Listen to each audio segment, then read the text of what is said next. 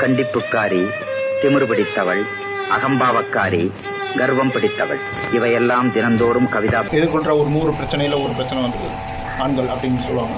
ஆனால் நான் வந்து ஒரு ஆண்களுக்கான ஒரு குழை எப்படி தேடுறது அப்படின்றது பாருங்கன்றது, ஒரு கேமரா என்ன பண்ணுது அப்படின்றது, ஒரு கடை, பெரிய கடைன்றது, அந்த கடையில் வந்து பெரியல வந்து அந்த பொண்ணு ஏதோ தொலைச்சிச்சு உள்ளே வந்து கேட்கும் போது வந்து அவர் வந்து இந்த மாதிரி காட்டுறாரு, இந்தம்மா பார்த்துக்கம்மா பார்த்துட்டு அந்த பொண்ணு ரொம்ப ரூடாக தான் பிஹேவ் பண்ணிச்சு. அப்போ கூட ரூடாக பிஹேவ் பண்ணிட்டு வெளியே போயிடுச்சு.